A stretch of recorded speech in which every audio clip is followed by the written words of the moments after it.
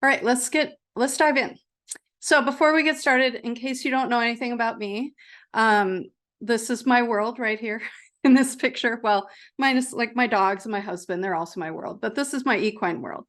On the left here is Miss Maggie Sue, who is 30 years old, and I've had her since she was 2. So very much a big part of my life.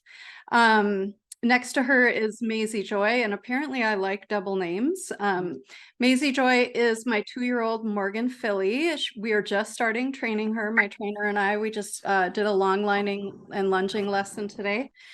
And then over here is my 17-year-old paint horse Fritzy, who we're rehabbing from a very serious injury that I thought was going to be the end of us. So I'm very thankful that it's not, and we're going to be able to rehab, but it's going to take a lot of time, and it's going to mean me working with my horse in the dead of winter in Minnesota. So that's going to be fun. But I love my girls. I'm totally a mare person. I don't know why. I just love mares. All right. A little bit more about me. I'm an equestrian, commercial, editorial, and stock photographer. I'm also a mentor and educator for equestrian photographers. And before I focused totally in on the commercial side of things, I did portraits, I did weddings for 13 years, I did seniors, so all the gamut. I've done some video work too. And I'm not quite at 20 years, but I'm less than a month away from my 20-year anniversary in business. So so I'm pretty proud of that, for sustaining myself as a photographer for 20 years. It's a really hard thing to do. So let's get into some of these photos that I picked to show you today. I would say this is one of my very most iconic photos, and it was taken back in like 2010, I think. And what what I realized when I put these presentations together is the theme is the weather, because the weather often creates challenges that cause me to have to come up with interesting solutions. And this horse, his name was Rhett, and he was a reserve horse for the must have been 2010 Summer Olympics. And if he had been in the Olympics, he would have been the first US born and bred dressage horse to compete in the Olympics. He didn't make it, but we did this photo shoot to celebrate him, to celebrate his achievement, and it rained. And I was visiting my friend in Kentucky, my friend Shirley. And so this was the only time I had to do this shoot, and it rained, and what was I going to do?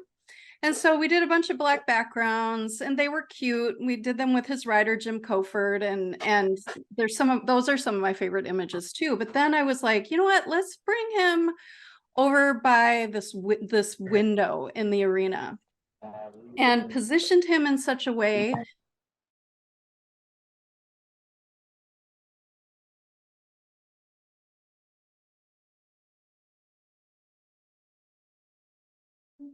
I'm back. Can you all hear me? Oops. Sorry. That threw me off. Okay, we're back. So I positioned him this way toward the window. We put the flag respectfully on his back.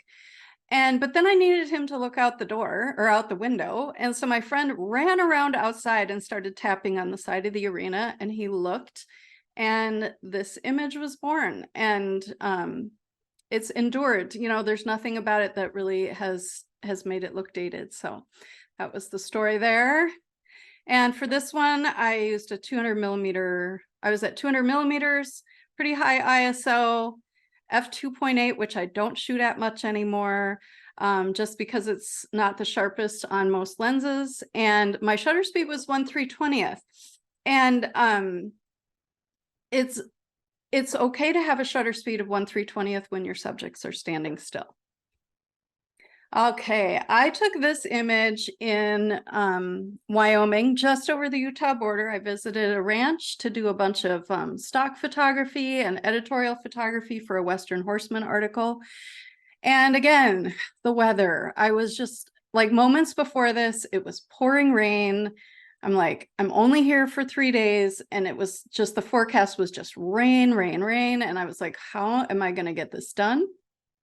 And then all of a sudden I saw the sky start to, the clouds start to part and the sun start to beam through. And I was like, oh my gosh, can you quick ride up? This was like up a rocky ridge and just stand right there at the edge of that cliff. And it's not as quite as steep as it appears, in this kind of dramatic shot. And he went up there. You can even see he has a little dog waiting back here, and a 3-legged dog. And I exposed for the sky, which is really the key to any silhouette, is to make sure you don't have any blown highlights in the sky. I think that's the thing I see the most often that people miss with silhouettes, is the sky ends up white. And if you can really expose well for the sky, then you have all this delicious texture and these colors, and then your subject ends up really in the nice rich shadows of the image.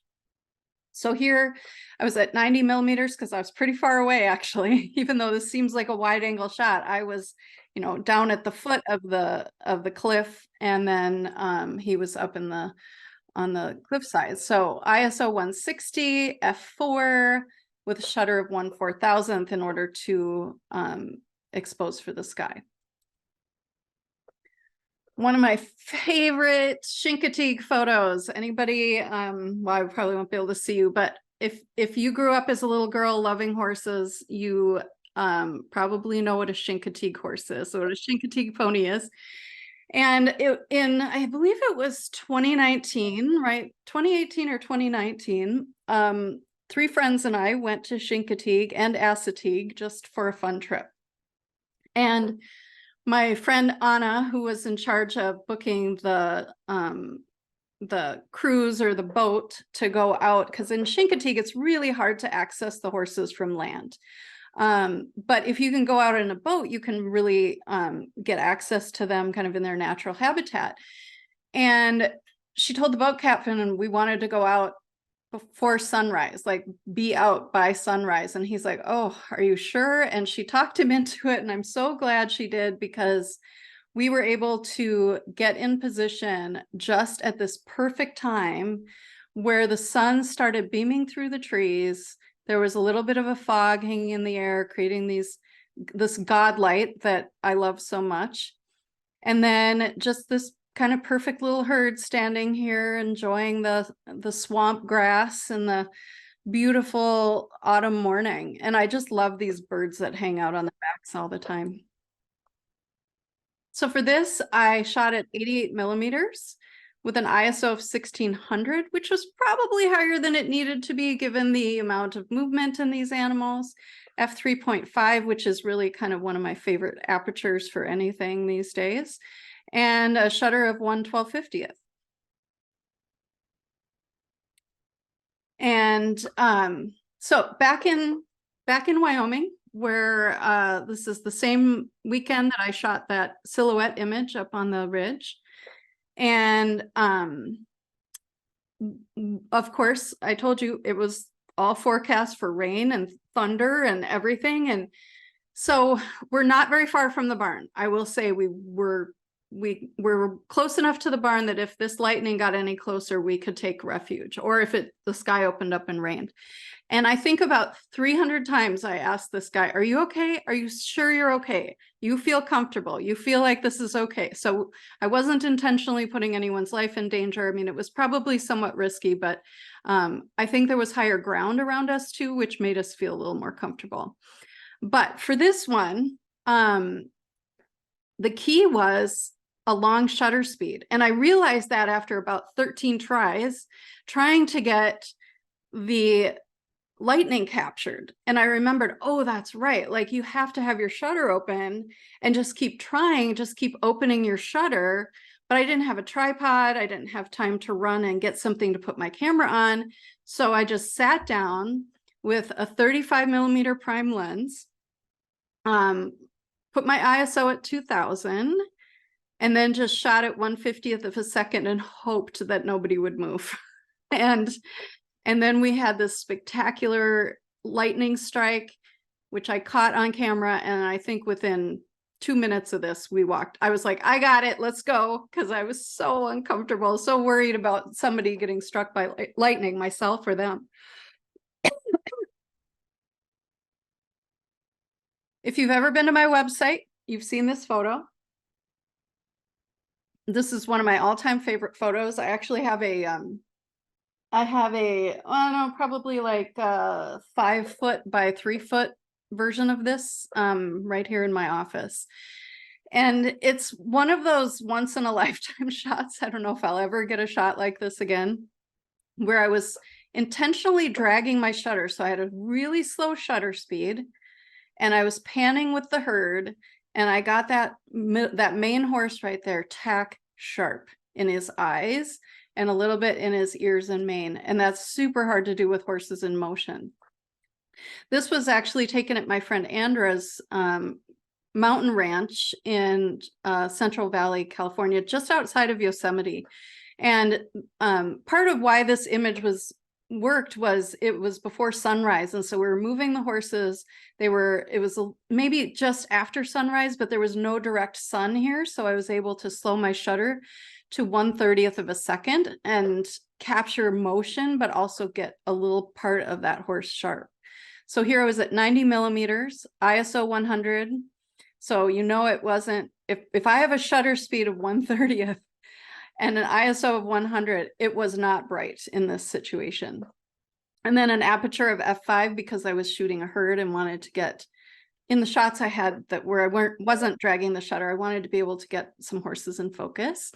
And that 1/30th of a second. And there's a guy I follow on Instagram from Bahrain, and he does the most amazing slow shutter work. And I'll include his link in in the email I follow up with this. And I asked him once, I'm like, what shutter, like, how are you getting these? Because they're really interesting, the blur. You'll see what I mean when I send out the link. And he's like, he told me, and it's kind of what I expected, but I think it's his subjects that are really interesting. It's lots of kind of like Arabian horses in garb, and then they're doing a lot of like, I don't know if it's reenactments or something, but there's a lot of smoke and weird lights. But he said, yeah, about 1 in 30 turns out, or something like that. And so anytime you're going to do this kind of slow shutter panning, you kind of have to expect that most of your images are going to be terrible. Okay, again, my website, I think this might still be one of my opening images. And this was a senior portrait session, and it was, late in the day, golden hour. And I'm standing in this arena while she and her sister were changing to their next outfit, and somebody was dragging the arena. So they were, stirring up the dust. So they had a drag, and they were driving a tractor around in the arena, and all of a sudden these beams of light appeared. And I was like, oh my gosh, somebody go get a horse right now. And one of the keys to working in this kind of a lighting situation is you have to find that spot where the light is coming in and hitting the person, and it's not where their feet are. So if you're looking, like, see how she's not standing in the light, but the light is hitting her face and outlining her face and outlining the horse. It's the light actually landed close to me, and where they are is where the light's actually coming through from the window. And so that keeps it from having this really bright spot on the ground. My settings here, 125 millimeters, ISO 200, f2.8, and 1/125. I, again, didn't need a real fast shutter speed because they weren't moving much. So I'm a licensed drone pilot. I find it really challenging to fly my drone. I've crashed it. I almost lost my drone in Iceland. I have dropped my drone. I'm just kind of actually pretty terrible at drone, but I try really hard to get better. It's the only way to get better at things, right? And so this image I had envisioned ever since probably before I even got a drone. I wanted to shoot horses from above in the snow and see the shape of the horses. And so I was asked to do a photo shoot for a local therapeutic riding program. And I said, okay, but I want to do this shot with the drone. And so we had to find a paddock that no horses had been in. So check. And then I had to get the drone up in the air and hope the horses went through where I had the drone up in the air. And so I had the drone up and they let the horses go. And thankfully, they went right where I wanted them to go. And this can be accomplished, the same kind of look can be accomplished like with grass, it can be accomplished with sand. I would love to actually do more of this, kind of play with shapes with the drone. But so when I shoot with my drone, flying is hard enough. So I don't actually set my settings. I just kind of let the drone decide. I do exposure compensation, but technically the lens was at 4.7 millimeters. Drones are very wide angle. ISO 100, an aperture of 2.2 with a 1/750 shutter speed. Okay, somebody asked about the photos with the DSLR mirrorless. I would say, I think everything so far was DSLR. This might have been mirrorless. Not sure why there's lines around it either. So this shot was taken in Florida. I had picked an Airbnb near Wellington that was on a horse property, and I had a free morning, and I went walking around, and there was a farrier there doing hot shoeing. And he happened to be doing it in the most photogenic location. And I'm going to show you kind of a pullback of the setting. So here it was. I had this perfectly rustic brown wall behind, and indirect light coming through the backside of the cross tie area. Like literally could not be any better. And so I just waited for him to get the shoe in and start to put the hot shoe on the hoof. And if you wait too long, there's nothing but smoke. So this was just the first few seconds, and you can see the smoke starting to rise. In a perfect world, I would have the rest of this little piece right here. That's my own self-critique. But I was shooting at 70 millimeters. So this was either with my 70-200 or my 24-70. I'm not sure which one. ISO 1600. f3.5 with a shutter of 1/640th.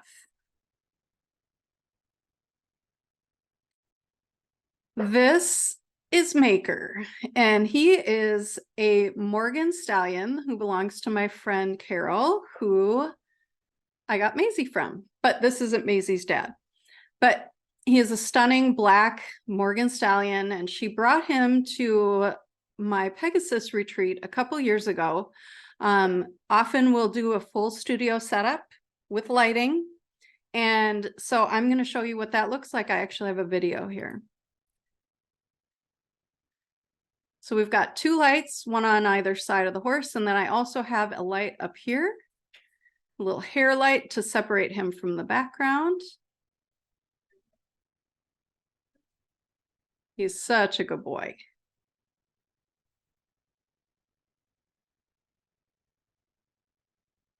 So my settings there was 95 millimeters, ISO 1000, f3.2, 1/125.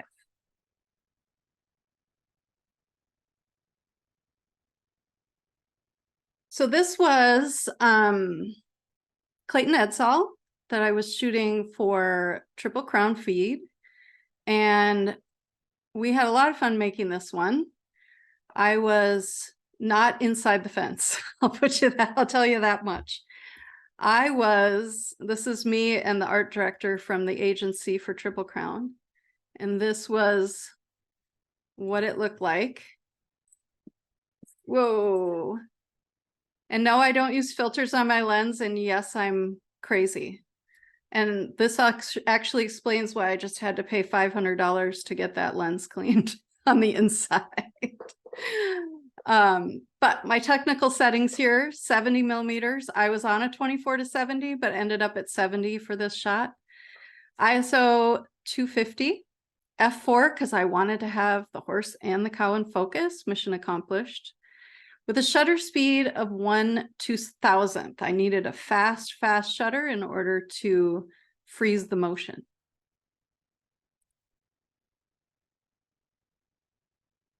So this was taken here in Minnesota a couple winters ago.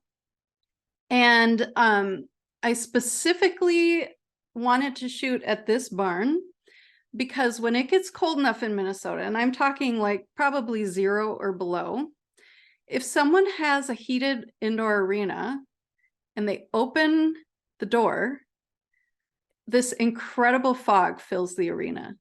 And I've been able to work in these environments a couple different times, and it's always like super magical. And in this case, I was shooting toward the setting sun plus the fog, and it really set me up for the perfect silhouette.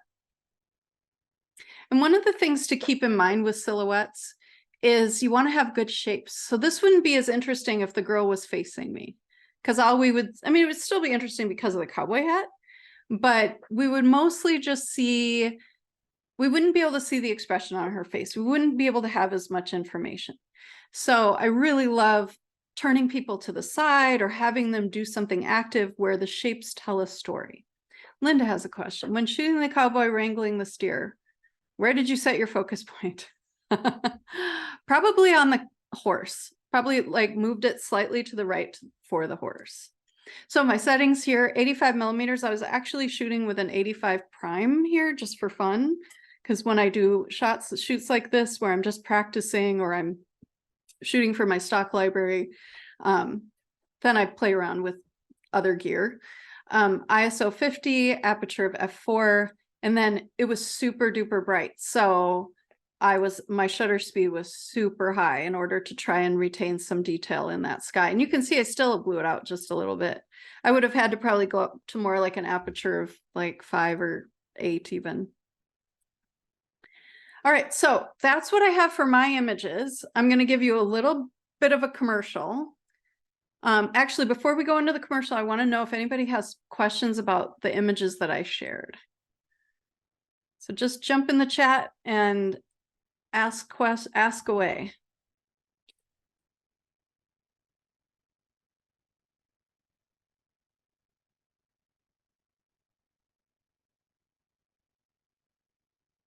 Are these mostly 70 to 200 or 24 to 70? So it's all full frame.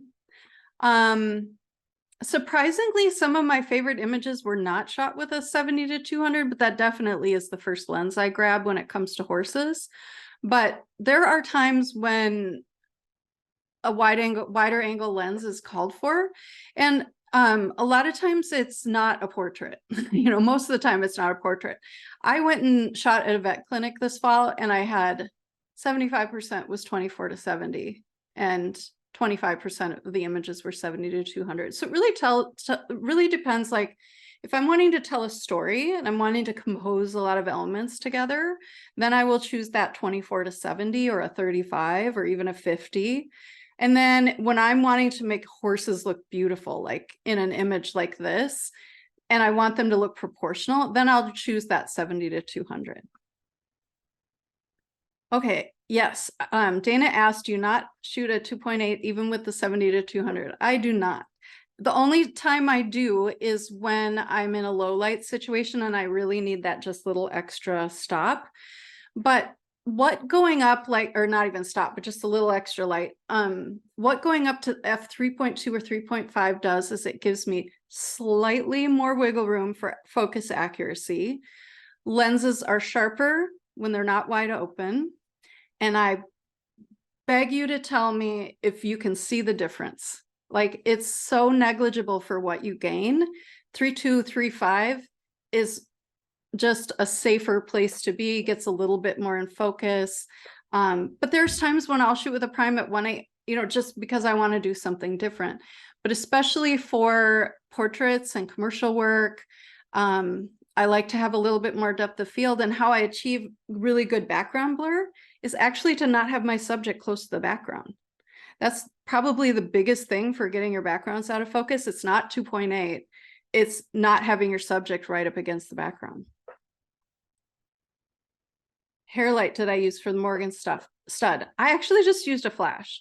Actually, the whole setup here is flashes. I use Godox flashes, and these were no, I'm trying to think of the brand. Westcott Rapid boxes. I actually have bigger soft boxes I use now because these ended up being a little on the small side for some other stuff that I was doing. But right up here, it was just a bare-headed flash that created this lovely separation along the top of the horse. What setting do I feel is the most important to have set ahead? My very first thing I set is my aperture. I'm trying to decide how much depth of field do I need. And then the second thing I set is my shutter speed. What shutter speed do I need to freeze the motion of what's happening right now? So if there's not much movement, I'm going to pick a lower shutter speed. If there's a lot of movement, I'm going to pick a higher shutter speed. The one with the flag, is that artificial lighting or natural light? This was all natural light. In fact, the only one in here that is artificial light is the one in the studio. Do you know what height you shoot one from when trying to get a shot like the horse with the flag or other portraits to make sure they're proportionate? So I'm weird. I like to stand when I'm shooting. And if you're a dog photographer, I've had a bunch of pet photographers in my mentorships lately, and they are so used to getting low to the ground because the dogs are low to the ground. But I prefer to shoot from a standing height. And one of the primary reasons is I don't like to have a lot of sky in my images. I like to have richness in my backgrounds. You know, this is an exception, but I like to, if you look at the rest of my work, if you like go to my my Instagram or whatever, you'll rarely see a sky unless it's a silhouette, because that's a cinematic look. That's a rich look.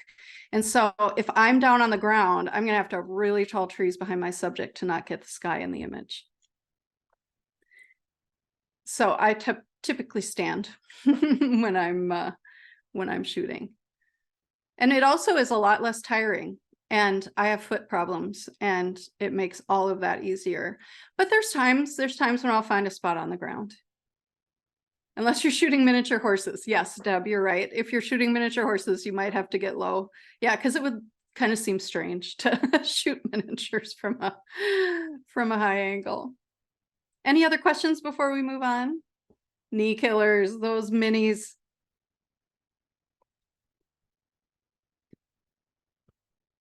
All right. How much post editing? That's a great question, Anne. I edit everything. I'm a minimal, I want to say I'm a minimalist compared to what I'm seeing trending right now.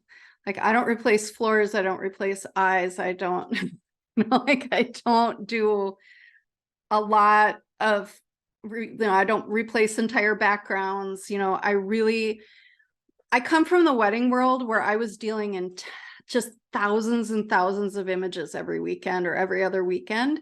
And so I developed a very efficient way of culling, editing, retouching, and I can do a 2-hour session in 2 hours or less, all the way through Lightroom, through culling and photo mechanic, import to Lightroom, color correct in Lightroom. But when I present, if it's a portrait session, when I present proofs to a client, I don't do retouching. I do retouching when they order something. And surprisingly, people can really envision themselves, even though they're not retouched, that it will look good in the end. But I think a lot of people waste a lot of time retouching images that never see the light of day. So yeah, who has time for that? I know. I really, honestly, I'd rather be out with my horses. But yes, Anne asked if everything's sharpened. Yeah, I do have a preset that I apply on import in Lightroom, and it has a fair amount of sharpening in it. I rarely actually change the sharpening settings. And yes, sharpening can definitely be overdone. For client proofs, I use Pixie Set, and both commercial and portrait clients.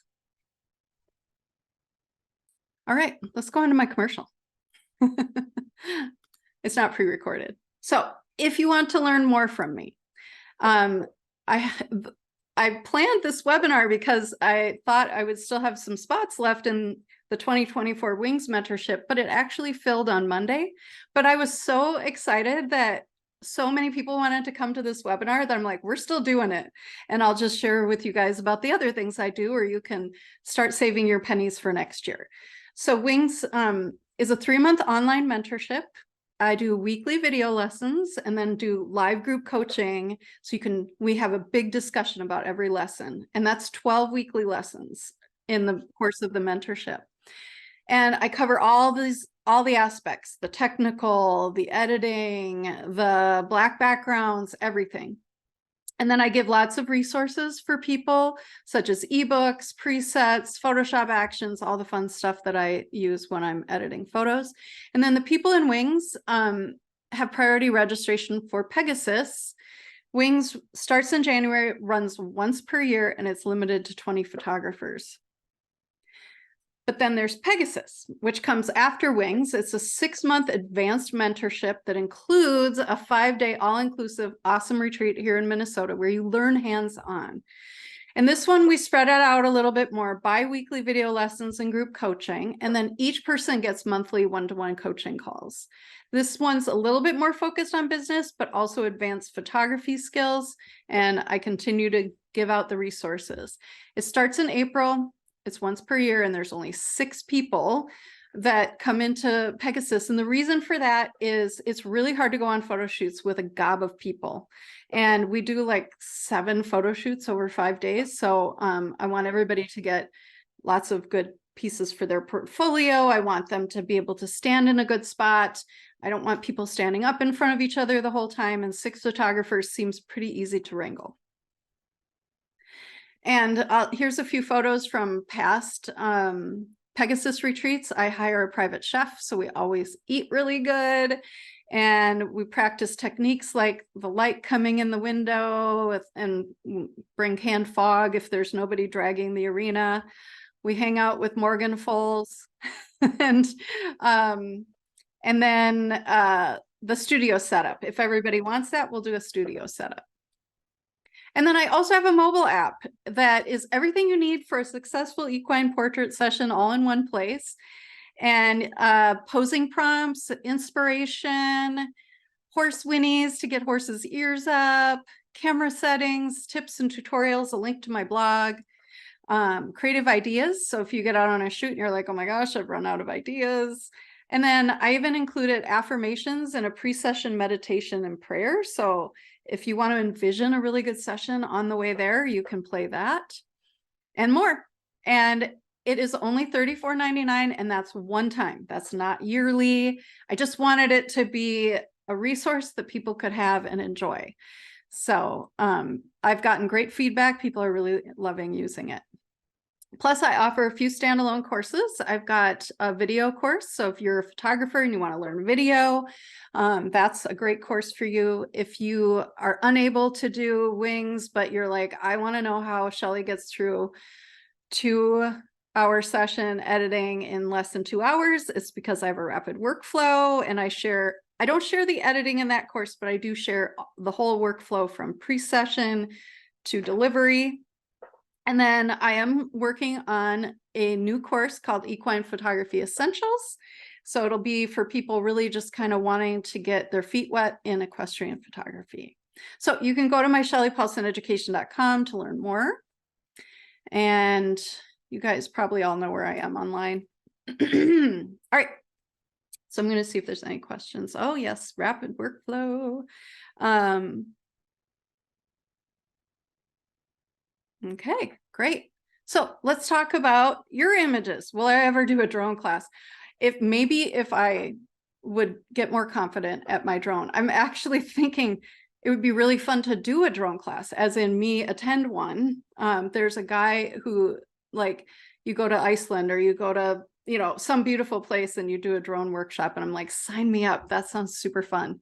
I'm a little traumatized by my drone in Iceland because I almost lost it at the top of a cliff. I lost signal because cliffs are, I guess, not very good for conducting signal. And I had to run like away from the cliff to re-achieve my signal and get it to come home. Phew. All right, so let's take a look at some of your images. And I had so much fun looking at the images that were submitted today. And this one in particular is from Betsy Moore, who I got to meet in Chincoteague this year. Her husband has been a saltwater cowboy for the Chincoteague pony penning week for, I don't know, long time. And she got me access to go right into the auction pen on the day they auction the foals off. So Betsy, it's good to be able to give back. I love this image. I think the black and white treatment is fantastic. And I love the composition. Sorry, I got to take a drink. I love the composition. It tells such a story. The one thing I'm noticing is I'd really love to see all of these, I think they're called conchos, but forgive me if I'm not very Western. But I would love to have seen a little bit more depth of field. So these are in focus. And part of the reason is your eye is always drawn to the lightest part of an image. And these are drawing my eye. And so it's causing me to look at this light part of the image, but it's not in focus. The other thing you could do is burn this part down and lighten up the glove to bring my eye a little bit more over to the glove. And then there's also a part of me that would just love to see a tiny bit more arm. And Dana says, I'm surprised they aren't in focus at f4, and I agree with that. But so things that affect depth of field are aperture and focal length and proximity to your subject. So at 123 millimeters, you're going to have a shallower depth of field from f4 than you would at, say, 70. And so I think that was the challenge. I would have probably made the same decision, to be honest. But very well done, Betsy. Nice image. All right, Skip Cook submitted this image. What I really like about this image is it's nice and crisp. It's exposed correctly in full sun. In full sun, you have to be really careful not to blow out your whites. I tend to underexpose in full sun. I tend to underexpose anyway, just because I feel like when I expose just a little bit under, I end up with a little bit more contrast even when I bring the image back to the kind of exposure I want, and then it preserves my highlights. The other thing I like here, Skip, is you have great active space for the horse to move into. And what active space is like, if the horse was on this side of the frame, it would feel like the horse is about to run into a wall. But when you have a horse that's moving like in a direction, you want to have a little bit of space in front of them to for the mind to envision moving in. The only feedback I really can come up with here is perhaps a tighter crop, but now I'm seeing this tree here, and I feel like if you cropped it tighter, you would lose the tree. So, okay, so now I'm going to play in a perfect world. So, because I don't know what was happening a half a stride later, but compositionally, would love to have seen the two of them in this spot where you have the jump on this side, the tree on this side, and you're filling this spot with the horse and rider. You'd still have active space, but it's a pretty darn good image. Great part of the stride. This part of the canter stride or the gallop stride where one foot is planted and the shoulders are lifted is a really great part of the stride. And he has a good shutter speed. He's got aperture of 6.3, so you see a lot of what's going on. I feel like in sports photography, it's nice to see some depth of field. And he's got a nice long lens, so he's compressing his rider with the background. All right, Trina Holmgren submitted this image, and I'm very excited because I have things to say. It's a beautiful image. I love the setting. I think the light is really pretty. I love this kind of open shade look where you've got a lot of richness around your subject. My suggestions for improving this image, I always like to see ears forward when the person is looking at the camera. I feel like The same way we like to smile for the camera, the horse's ears being forward is like smiling, the horse smiling for the camera. And that's why I virtually always bring an assistant to every photo shoot, commercial, portrait, practice, stock photos, everything, because I need help getting those ears up. And I don't always want the ears up in my direction. Sometimes I want them up, you know, if the person's facing the horse, I need the assistant to be behind the person and getting those ears forward. The other thing I was going to say is in the editing process, and Trina's doing my wings mentorship, which I'm super excited about.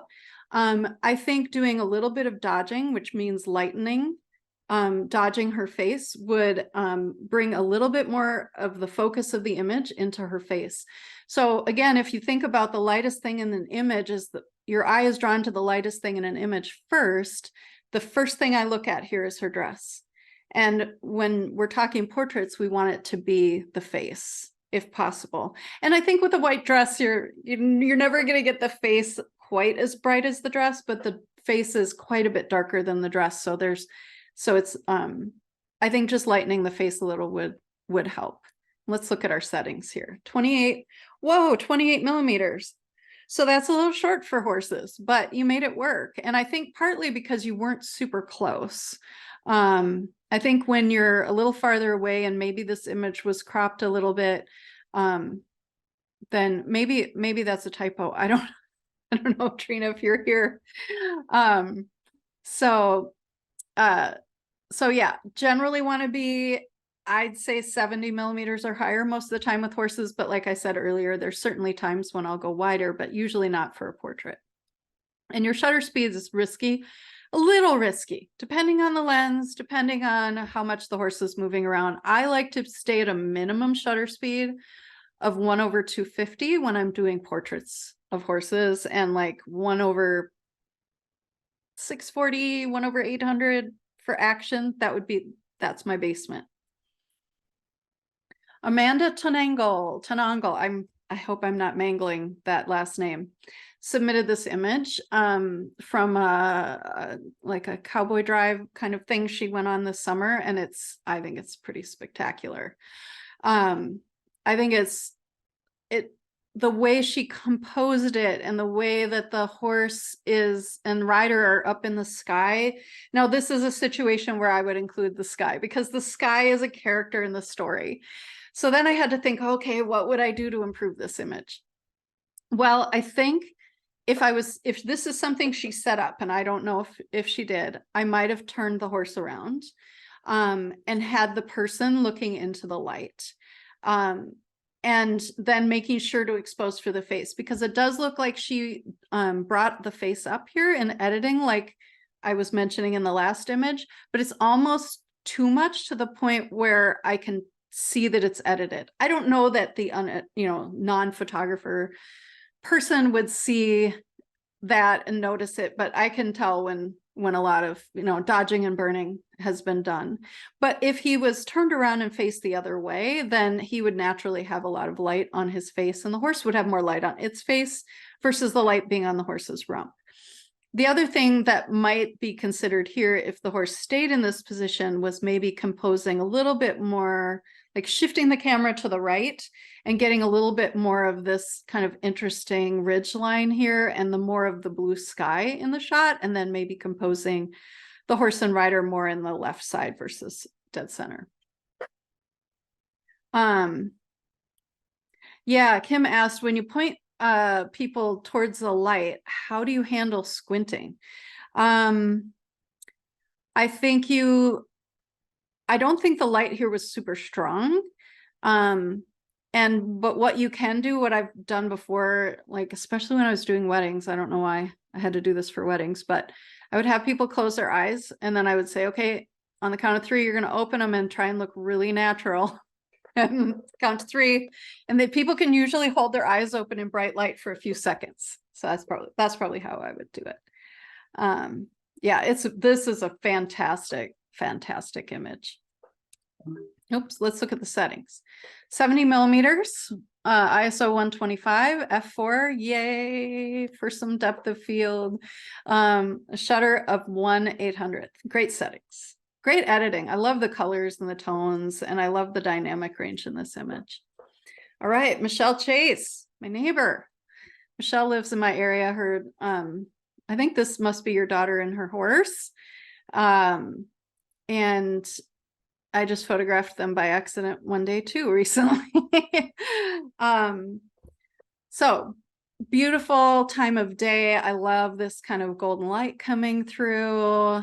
I like the kind of expression that they both have. And yeah, it's a really lovely image. My suggestion would be to lighten the image up overall. Again, when we think about a portrait, we want to see the person's face. We want to see their face. We want to see the horse's face. And I don't think you would necessarily lose that warmth and that glow. I think actually the warmth and glow would be enhanced.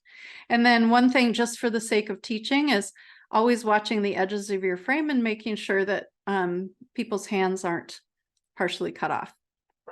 All right, so we're at 90 millimeters, ISO 800 at 7.1, and the shutter speed of 1/250th. Again, you've got a little bit of a dicey shutter speed there. As long as they're standing still, 1/250th is enough, but you could have brought your aperture down if your lens allowed it. You don't need quite that much aperture in order to get two subjects in focus. I would say f4 or 4.5 if you're concerned about depth of field. But I think this image is a really good example of, even at an f-stop of 7.1, look at how soft the background is. And that's because it's so far away. So let's see here. Looking at the questions here. Oh yeah, so back to the previous image, people wondering about the cowboy hat casting a shadow. Yeah, that would have been something that would have been a consideration too on that last image. So Sean, are you at, some of these are coming in as direct messages, you might not see the questions, but Sean asked, would you crop that to a vertical? And is that, do you mean this one here, Sean? Okay, I wouldn't, because in order to get a vertical, I feel like I would lose a little too much of the horse. Like it'd be hard to get the girl and the horse in without being super, super close to the edge. I like this as a horizontal. I'm kind of a horizontal shooter though. You'll notice I don't shoot a lot of vertical. And some of my mentors say, you know, our eyes aren't on our face top to bottom, they're left and right. And so horizontal is how we see the world. And I feel like it's a better way to compose for good story. Vertical, I know it's like the Instagram story thing, but vertical is technically or typically doesn't allow you to put a lot of composition thought into your images. And I feel like composition is a big part of what I do to make images interesting. All right, Cindy O'Neill submitted this image. She said in her email she loves to take photos of horses in stalls, and I do too, because I think the light is really, I love directional light. And when you have a stall with a window to the outside, you typically get some really nice side light, which is what she got here. And I really like how my eye is drawn right into the horse's face and the horse's eye. I am really surprised it's this sharp at 1/60th of a second though. So, you know, when I'm working in these extremely low light situations, sometimes that's when I'm going to pull out one of my prime lenses where I can be at f1.8 or f2, or I will just keep going up on that ISO. I just know personally at 1/60th, it's questionable whether or not I'm going to have a sharp photo just because I move around a lot. You know, obviously the newer mirrorless technology and the lens and everything, lenses are really stabilized. But then again, if the horse even blinks at 1/60th, you're going to have issues with sharpness. And, you know, I always say, if you can raise your ISO, like if you have to decide between ISO and shutter, choose your ISO to raise it up, because you can always deal with noise later, especially the latest version of Lightroom has incredible denoise ability now. Like you don't even need other software to denoise your image. But you can't fix image blur, like motion blur in an image very well. The other thing is I'm very passionate about not having what I would call mergers, and that is anything that any like really strong object or line coming straight out of a person or a horse's head. So if I took this image and I liked everything else about it, I'd probably just Photoshop that out. Jess K submitted this image and I think it's so cool. I love all the texture in that winter horse's coat. And it's so dramatic against the white background. I think the horse's expression is great. The neck is beautiful. It was just such a striking image. And there is a little bit of a lack of sharpness here. And I don't know if it was from missed focus or the shutter speed being too low, or sometimes it could be the lens. I've been dialoguing with people on Instagram. I got a huge bill for repairing lenses today or this week because my lenses all have copious amounts of dust in them. And it was affecting image quality, to be honest. And so if you have a lens that like every time you use it, your images aren't sharp, try a different lens. If the other lens isn't showing that lack of sharpness, then you need to send that lens in for service. And on next Monday, I'm going to talk a little bit about how to, in my Mentoring Monday post on social media, I'm going to talk about how to send a camera in for service. All right, this was, oh man, I didn't put, oh, these are in the wrong order. Anna, this is from Anna. And she sent this image in, and one of the things I love the most about this image is the layering. She's got a horse in front, she's got her subjects here, 2 more horses, and then we've got some trees and some sky. And I love layering in an image because it helps tell a story. It's like, it gives you a lot to look at, but a clear subject. Now, some things that I would like to see different if this was my image. First of all, I would straighten it up. I'm a fan of straight horizons. Did you guys know that the latest iOS update on the iPhone, you can turn on a leveling guide so that you take straighter pictures with your iPhone? It's like my favorite thing right now. I'm like, oh my gosh, I can actually have straight horizons, because naturally I must lean one direction or another because I always have crooked horizons. Anybody else have that problem? I had a person second shoot a wedding for me once, and all her images were tilted about the same amount every single image, and I could like fix one and apply that crop to all the rest of them and they'd all be straight. It was hilarious. So another thing I would like to see in this layered image is more of this horse in the front. So maybe a little bit less sky, a little bit more horse. Let's see what the settings were here. 70 millimeters, ISO 100, aperture 10, shutter 1/200. I can't think of the last time my aperture went that high. I certainly think you could lower your aperture and then and raise your ISO a little bit and get a shutter speed that's going to do a little bit better job stopping the action. All right. Megan Geese. Megan, I did Megan's senior photos. Oh my gosh, I don't remember how many years ago. And now she's a horse show photographer doing some of the biggest show jumping shows on the circuit. I'm so proud of her. And I love this image. I love this expression. The horse looks great. This tail flying has so much interest. I love the bokeh of the twinkle lights in the background. So I had to try and find something to say here. And again, I think I would want to see the horizon a little bit straighter. The other thing was your ISO had to be high, and I get it. I've shot at Desert Horse Park. It's nothing that you shoot at night is going to have a lot of light. You think, oh my gosh, look at all the lights in this arena. No, not when you need to stop motion. But what I was going to say is I think you could play with a slightly lower shutter speed and then be able to drop your ISO down just a bit. I think even 1/1000th would probably get you plenty sharp images, and then that would let you probably drop down to like 8,000 or I think I'm trying to think. I'll email you. I'll look back on what some of my images from last year were there, although mostly I shot video, so I may not be able to do that. But great job, Megan. Rebecca Hart. Rebecca is the one who invited me to the Chincoteague Pony Penning Week this summer, and she won this amazing prize package, invited me to come along, and so I was very excited that she submitted an image for me to take a look at, and she told me that this image is straight out of the camera, 0 editing, which is pretty incredible. And I love all the detail, love the detail.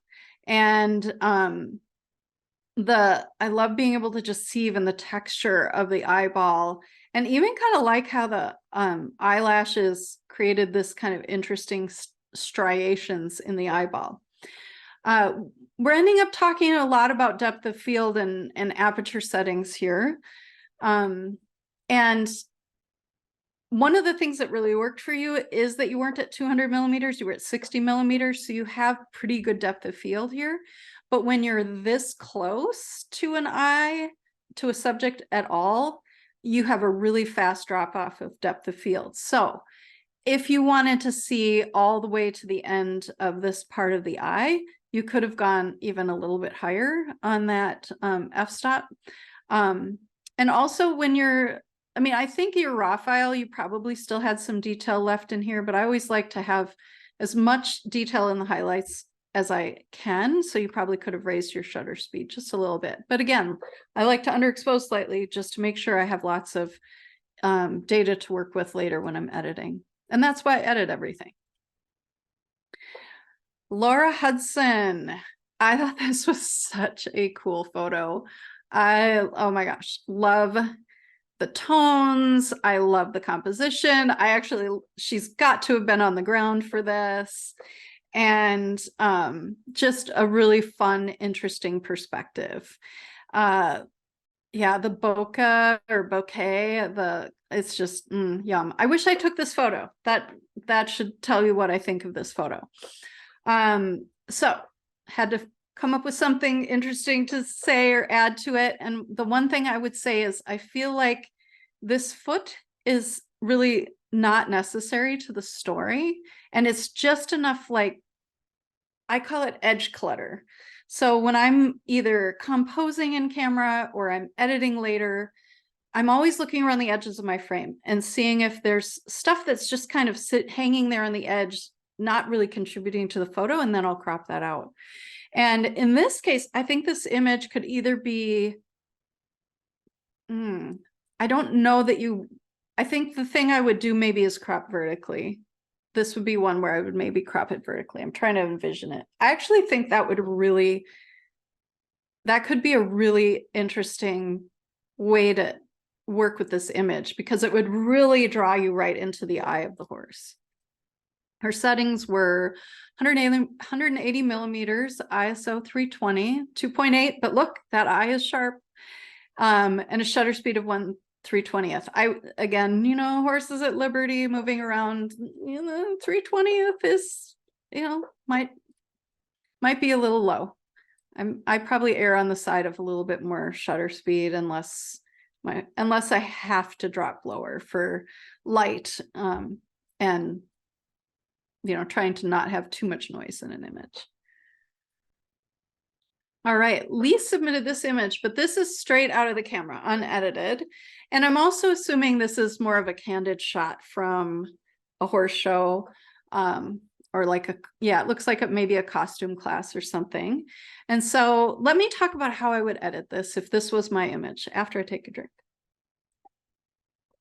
So this is probably how I would shoot this in camera. Very similar, maybe a little bit brighter, but this, if you're wanting to retain lots of detail, this would be a good in-camera exposure.